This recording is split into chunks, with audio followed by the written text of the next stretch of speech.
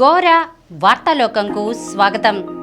ఈనాటి ముఖ్యాంశాలు: నేడు రాష్ట్ర వ్యాప్తంగా అక్క చెల్లెమ్మల సామూహిక గృహ ప్రవేశాలు.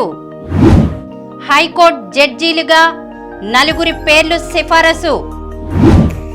గాజా అష్టదిగ్బంధం. రాకెట్లు, డ్రోన్లతో ఇజ్రాయిల్ సైన్యం భీకర దాడులు. హమాస్ దాడి వెనుక కారణాలు. బైక్ దొంగల ముఠా అరెస్ట్. బాలికల ఆరోగ్యంపై ప్రత్యేక శ్రద్ధ. రాష్ట్ర వైద్య ఆరోగ్య శాఖ మంత్రి విడదల రజని. ఏలూరు యాసిడ్ దాడి కేసులో 3 జీవిత ఖైదు. బాల్య వివాహాలు నిర్మూలిద్దాం. ఎన్టీఆర్ జిల్లా కలెక్టర్ ఎస్ దిల్లీరావు. భారత్కు వరుసగా 2వ విజయం. పండ్లను తొక్కతో తినడం వల్ల కలిగే ఆరోగ్య ప్రయోజనాలు.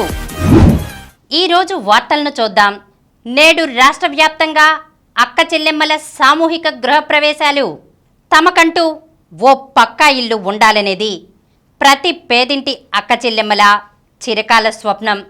వారి తోబుట్టువుగా సీఎం వైఎస్ జగన్మోహన్ రెడ్డి దీన్ని సాకారం చేస్తూ నవరత్నాలు, పేదలందరికీ ఇళ్ళు పథకం కింద మహిళల పేరిటే ఏకంగా 30.75 లక్షల ఇళ్ల పట్టాలను పంపిణీ చేసి దేశంలో రికార్డు సృష్టించారు. అంతేకాకుండా పంపిణీ చేసిన స్థలాల్లో పక్కా ఇళ్ల నిర్మాణానికి ప్రభుత్వం తరపున అండగా నిలిచారు. రాష్ట్ర వ్యాప్తంగా ఇలా రూపుదిద్దుకున్న ఇళ్లలో గురువారం పండుగ వాతావరణంలో సామూహిక గృహప్రవేశాలకు పేదలు సిద్ధమయ్యారు. కాకినాడ జిల్లా సామర్లకోటలో సామూహిక గృహప్రవేశాల కార్యక్రమంలో సీఎం జగన్ స్వయంగా పాల్గొన్నారు. మంత్రులు, ఎమ్మెల్యేలు, ఎంపీలు, ఇతర ప్రజాప్రతినిధుల ఆధ్వర్యంలో అన్ని జిల్లాల్లో ఈ కార్యక్రమాలు పెద్ద ఎత్తున జరగనున్నాయి. రాష్ట్రంలో 17,005 వైఎస్ఆర్ జగనన్న కాలనీల రూపంలో ఏకంగా కొత్త ఊళ్లనే సీఎం జగన్ నిర్మిస్తున్నారు. 71,811.49 ఎకరాల భూమిని పేదలకు పంపిణీ చేశారు.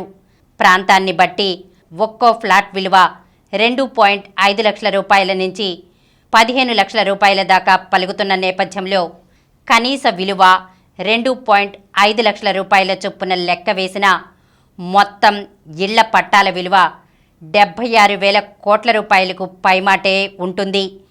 ఇంత విలువైన భూమిని పేదలకు ప్రభుత్వం ఉచితంగా పంపిణీ చేసింది.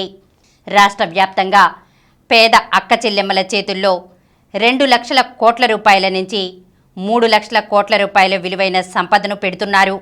నవరత్నాలు, పేదలందరికీ ఇళ్ళు పథకంలో భాగంగా 21.76 లక్షల మందికి ఇళ్లను నిర్మించి ఇచ్చేందుకు మొత్తం 56,700 కోట్ల రూపాయలను ప్రభుత్వం వ్యయం చేస్తోంది. హైకోర్టు జడ్జీలుగా 4 పేర్లు సిఫారసు.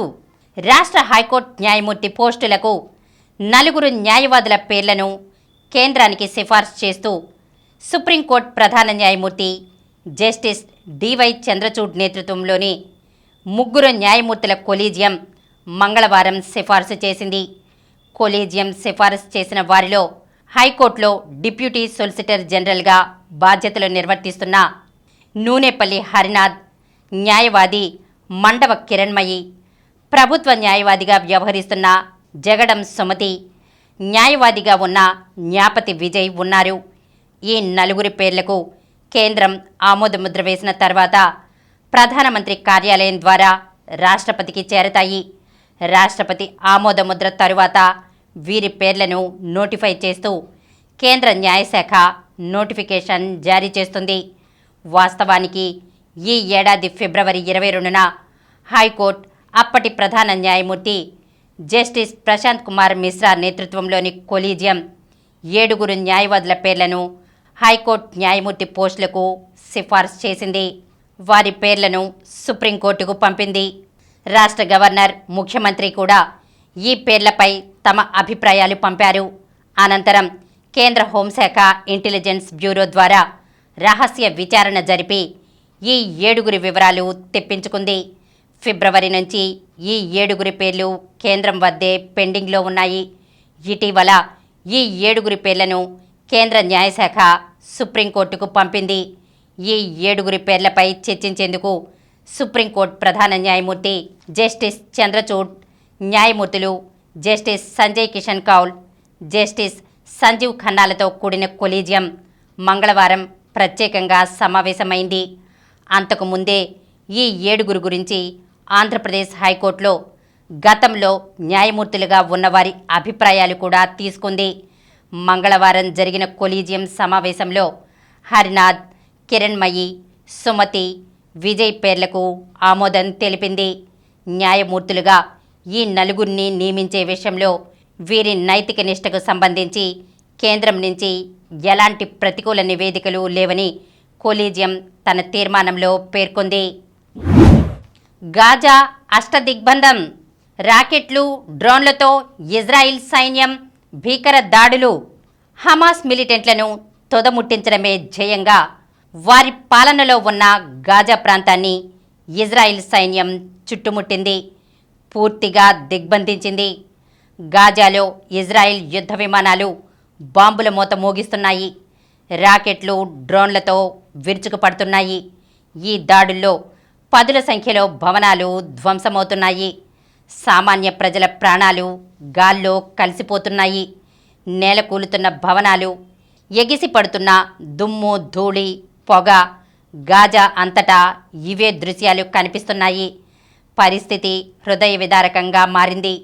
శిథిలాల కింద ఎన్ని మృతదేహాలు ఉన్నాయో తేలడం లేదు. ఇజ్రాయిల్ హమాస్ యుద్ధం బుధవారం 5వ రోజుకు చేరుకుంది. హమాస్ ముష్కరులు ఇజ్రాయిల్పై రాకెట్ల దాడి కొనసాగిస్తూనే ఉన్నారు. దక్షిణ ఇజ్రాయిల్లోనే ఆష్కెలాన్ సిటీపై బుధవారం భారీగా రాకెట్లను ప్రయోగించారు. ఇరువైపులా ఇప్పటి వరకు 2200 మంది చనిపోయారు. తమ దేశంలో 155 మంది సైనికులు సహా 1200 మందికి పైగా జనం ప్రాణాలు కోల్పోయారని ఇజ్రాయిల్ అధికారులు ప్రకటించారు. గాజాలో కనీసం 1055 మంది బలయ్యారు. వీరిలో 260 మంది చిన్నారులు, 230 మంది మహిళలు ఉన్నట్లు స్థానిక అధికారులు తెలిపారు. మృతుల సంఖ్య మరింత పెరిగే పరిస్థితి కనిపిస్తోంది. మరోవైపు ఉత్తర ఇజ్రాయెల్ సరిహద్దుల్లో లెబనాన్, సిరియా నుంచి తీవ్రవాదులు ఇజ్రాయెల్ సైన్యంపై దాడికి దిగుతున్నారు. ఇరు వర్గాల మధ్య కాల్పులు కొనసాగుతున్నాయి. ఇది మరింత తీవ్ర రూపం దాల్చే అవకాశం ఉందన్న ఆందోళన వ్యక్తమవుతోంది. హమాస్ దాడి వెనుక కారణాలు. ఇజ్రాయిల్పై హమాస్ మెరుపు దాడి ఒక్క ఆ దేశాన్నే కాక ప్రపంచమంతటినీ నిర్ఘాంతపరిచింది. నెలల తరబడి పక్కాగా ప్రణాళిక వేసుకుని మరీ చేసిన ఈ దాడి వెనుక, ఇదే సమయాన్ని ఎంచుకోవడం వెనుక కారణాలపై చర్చోపచర్చలు జరుగుతున్నాయి. ఒక రకంగా పాలస్తీనియన్ల పట్ల ఇజ్రాయిల్ ప్రభుత్వం మితిమీరిన దూకుడు విధానాలు ఈ దాడిని సమర్థించుకునేందుకు హమాస్కు అవకాశం కూడా కల్పించినట్లు కనిపిస్తోంది. ఇజ్రాయిల్పై అక్టోబర్ 7న తెల్లవారుతూనే ఉరుములు లేకుండానే పిడుగులు పడ్డాయి. జనం పిట్టల్లా రాలిపోయారు. రక్తం ఏరులై పారింది. బందీలుగా చిక్కిన 100 మందికి పైగా సైనికులు, పౌరులు నరకం చూస్తున్నారు. ఇంతటి ఉత్పాతానికి కారణమైన పాలస్తీనా మిలిటెంట్ సంస్థ హమాస్ దాడి గురించి ఇప్పుడు అంతటా చర్చ జరుగుతోంది. పశ్చిమాసియాలో మారుతున్న రాజకీయ బలాబలాలు, నానాటికి పెరుగుతున్న ఇజ్రాయిల్ దూకుడు దాన్ని ఇందుకు పురిగొల్పిన కారణాల్లో ప్రధానమైనవిగా భావిస్తున్నారు. హమాస్ తాజా దాడి వెనుక ప్రధానంగా 3 కారణాలు కనిపిస్తున్నాయి.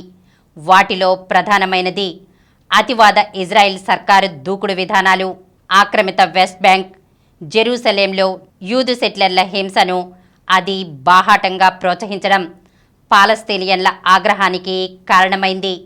చివరికి ప్రతీకారేచ్ఛగా మారింది. సరిగ్గా అదే సమయంలో వెస్ట్ బ్యాంక్లో పెరుగుతున్న ఉద్రిక్తత కారణంగా దక్షిణాది నుంచి సైన్యాన్ని ఇజ్రాయిల్ ఉత్తరానికి తరలించడం హమాస్కు కలిసొచ్చింది. బైక్ దొంగల ముఠా అరెస్ట్. చాకచక్యంగా ద్విచక్ర వాహనాలను దొంగిలిస్తున్న ముఠా సభ్యులను వీరవల్లి పోలీసులు అరెస్ట్ చేసి వీరి నుంచి 9 బైక్లను స్వాధీనం చేసుకున్నారు. ఈ కేసు వివరాలను గన్నవరం డీఎస్పీ జయసూర్య వీరవల్లి పోలీస్ స్టేషన్లో బుధవారం వివరించారు. ఈ నెల 10వ తేదీన బావులపాడు మండలం ఏ సీతారామపురం వద్ద కైకలూరుకు చెందిన గుంటూరు మణిబాబును 2 వ్యక్తులు బెదిరించి 1000 రూపాయల నగదు బైకును అపహరించుకుని పోయిన ఘటనపై వీరవల్లి ఎస్ఐ చిరంజీవి కేసు నమోదు చేసి దర్యాప్తు చేపట్టారు. కాగా ఈ కేసులో తీగలాగితే డొంక కదిలినట్లుగా ఏకంగా 40కి పైగా కేసుల్లో ముద్దాయిగా ఉన్న పులవర్తి లీలసాయి గుప్తా ముఠా బండారం బయటపడింది.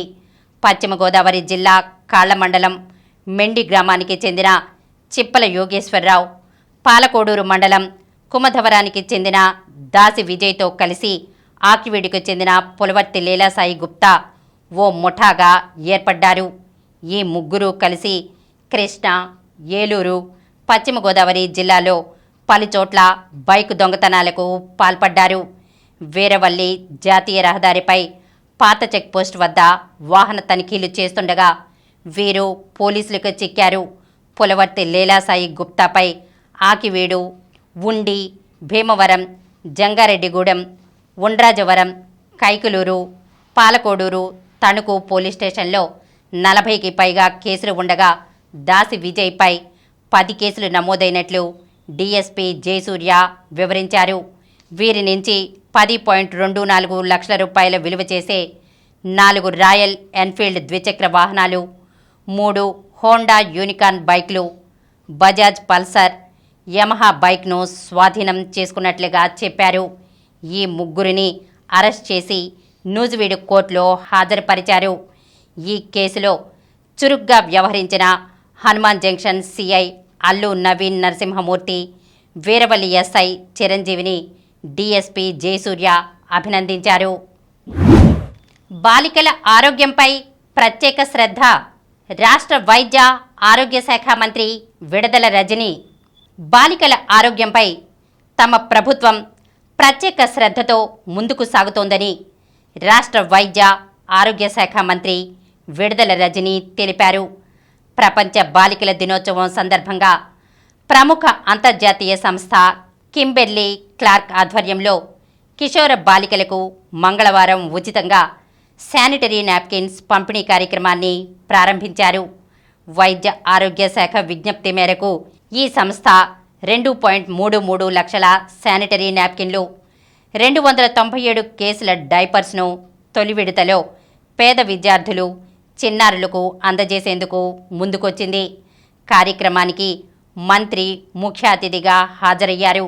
రాష్ట్ర వ్యాప్తంగా ప్రభుత్వ పాఠశాలలు, కళాశాలల్లో చదువుతున్న 7వ తరగతి నుంచి 12వ తరగతిలోపు ఆడపిల్లలకు స్వేచ్ఛా కార్యక్రమం కింద ప్రభుత్వం నెల 12 లక్షల శానిటరీ నాప్కిన్లను ఉచితంగా పంపిణీ చేస్తోందన్నారు. ఏలూరు యాసిడ్ దాడి కేసులో ముగ్గురికి జీవిత ఖైదు. ఏలూరులో మహిళపై యాసిడ్ దాడికి తెగబడిన కేసులో ముగ్గురు నిందితులకు జీవిత ఖైదు విధిస్తూ ఏలూరు జిల్లా ఎస్పీ, ఎస్టీ స్పెషల్ కోర్టు న్యాయమూర్తి ఎం సునీల్ కుమార్ సంచలన తీర్పు వెలువరించారు. యాసిడ్ దాడిలో ప్రాణాలు కోల్పోయిన యడ్ల ఫ్రాన్సికా కుటుంబానికి సత్వర న్యాయం అందిస్తూ కేవలం 117 రోజుల్లోనే తీర్పు వెలువరించారు. జిల్లా ఎస్పీ డి మేరీ ప్రశాంతి వివరాల మేరకు ఏలూరు కొత్తగూడెం ప్రాంతానికి చెందిన ప్రధాన నిందితుడు బోడ నాగసతీష్కు జీవిత ఖైదు, 10,000 రూపాయల జరిమానా, యాసిడ్ దాడికి పాల్పడిన ఏలూరుకు చెందిన బెహ్రా మోహన్, బూడిద ఉషాకిరణ్కు జీవిత ఖైదుతో పాటు 15,000 రూపాయల చొప్పున జరిమానా విధించారు. యాసిడ్ విక్రయించిన ఏలూరు గడియార స్తంభం ప్రాంతానికి చెందిన కొల్లా త్రివిక్రమరావుకు 1,500 రూపాయల జరిమానా విధించారు. మృతురాలు ఫ్రాన్సికా భర్తకు దూరంగా ఉంటూ నగరంలోని ప్రైవేట్ దంత వైద్యశాలలో రిసెప్షనిస్ట్గా పనిచేస్తోంది. కాగా ఫ్రాన్సికా సోదరితో ఏలూరు 1 టౌన్ ప్రాంతానికి చెందిన బోడ నాగసతీష్ సన్నిహితంగా ఉండేవాడు. దీనికి ఫ్రాన్సికా వ్యతిరేకించింది. దీంతో కక్ష పెంచుకున్న సతీష్ ఫ్రాన్సికాను హతమార్చేందుకు నగరానికి చెందిన మోహన్, ఉషా కిరణ్ అనే వ్యక్తులకు సుపారీ ఇచ్చాడు. వారిద్దరూ ఈ ఏడాది జూన్ 13న రాత్రి 8:30 సమయంలో ఫ్రాన్సికాపై యాసిడ్తో దాడి చేశారు.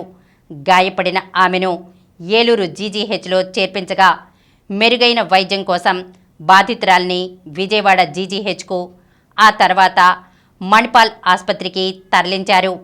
మృతురాలి తల్లి ధనలక్ష్మి ఏలూరు దిశ పోలీస్ స్టేషన్లో ఫిర్యాదు చేయగా సిఐ ఇంద్ర శ్రీనివాస్ కేసు నమోదు చేశారు.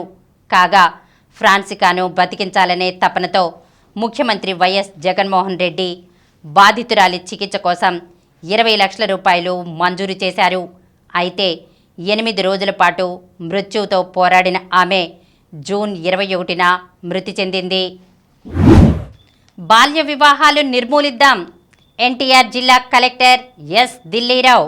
బాల్య వివాహాలు నిర్మూలించేందుకు ప్రతి ఒక్కరూ కృషి చేయాలని ఎన్టీఆర్ జిల్లా కలెక్టర్ ఎస్ దిల్లీరావు అన్నారు.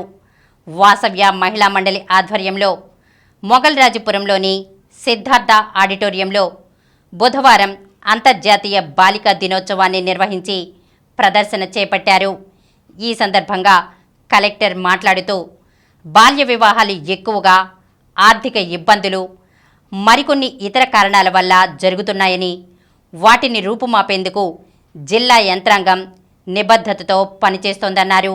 నిబంధనలు అతిక్రమించి బాల్య వివాహాలు చేస్తే చర్యలు తప్పవన్నారు. 2030 నాటికి బాల్య వివాహాలు పూర్తిగా అంతమవుతాయని చెప్పారు.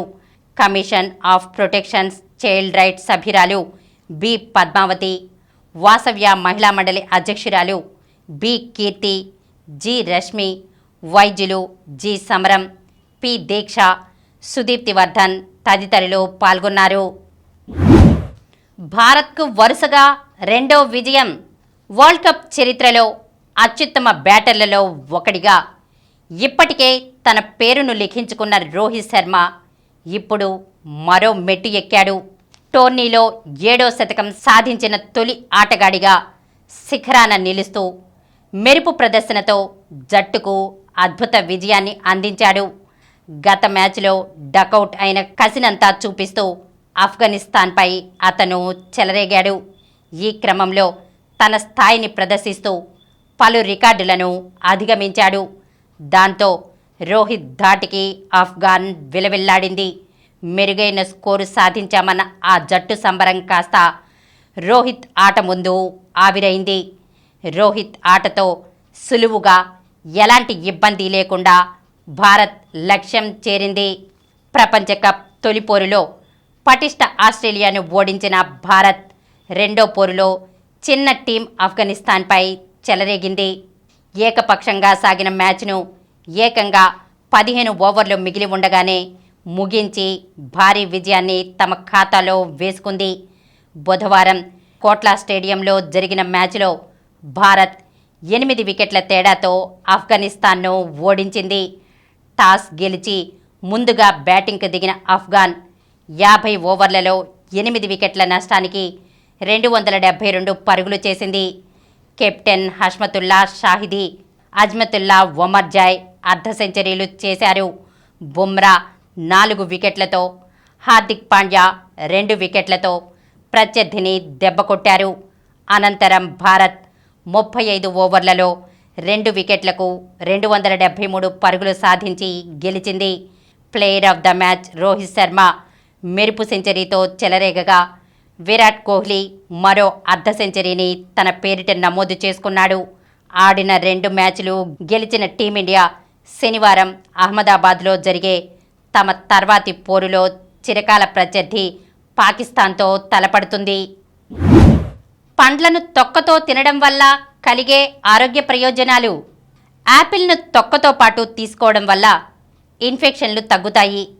దీనిలో ఫ్లేవనాయిడ్లు ఎక్కువగా ఉండి క్యాన్సర్ కణాలను నాశనం చేస్తాయి.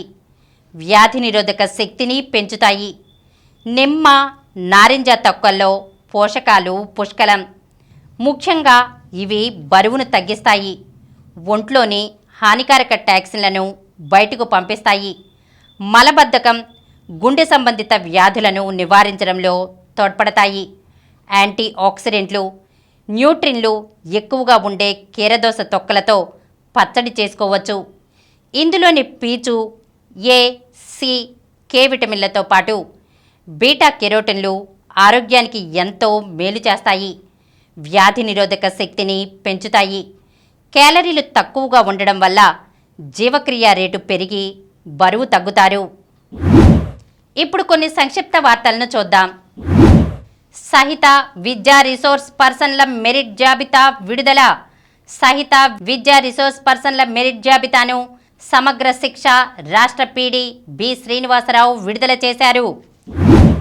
వృత్తి విద్యా కోర్సులతో జీవన నైపుణ్యాల పెంపు. సమగ్ర శిక్ష రాష్ట్ర పీడీ శ్రీనివాసరావు విద్యార్థుల్లో జీవన నైపుణ్యాలు పెంపొందించడానికి చదువుతో పాటు వృత్తి విద్య కూడా ముఖ్యమని సమగ్ర శిక్ష రాష్ట్ర పీడీ బి శ్రీనివాసరావు అన్నారు. సింధు శుభారంభం. Arctic Open world tour super 500 badminton టోర్నీలో భారత స్టార్ పివి సింధు శుభారంభం చేసింది. మహిళల సింగిల్స్ తొలి రౌండ్లో ప్రపంచ 13వ ర్యాంకర్ సింధు 21-13, 21-6తో 2017 ప్రపంచ ఛాంపియన్ నొజోమి ఒకుహారాపై గెలిచి ప్రీ క్వార్టర్ ఫైనల్లోకి చేరింది. క్వార్టర్ ఫైనల్లో బోపన్న జోడీ. Shanghai open ATP masters 1000 tennis టోర్నీలో రోహన్ బోపన్న, మాథ్యూ ఎబ్డెన్ జోడీ వరుసగా రెండో విజయం నమోదు చేసింది.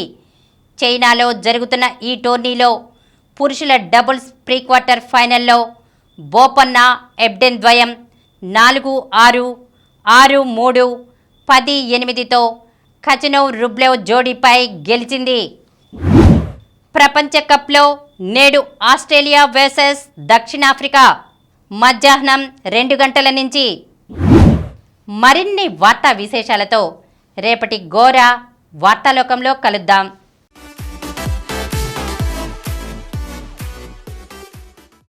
ప్రతిరోజు వార్తా విశేషాల కోసం అనతి కాలంలోనే 20 కోట్ల వ్యూస్కు చేరువలో ఉన్న డాక్టర్ సమరం మల్టీ ఛానల్ నెట్వర్క్ సమర్పించు గోరా వార్తాలోకంకు సబ్స్క్రైబ్ చేయండి, లైక్ చేయండి, మీ ఫ్రెండ్స్కి షేర్ చేయండి. అలాగే ప్రక్కనున్న గంట సింబల్ని ప్రెస్ చేయడం మర్చిపోకండి. Please download Samaram multi-channel app and watch your favorite channels from your mobile. App available on Google Play Store and subscribe to the channels.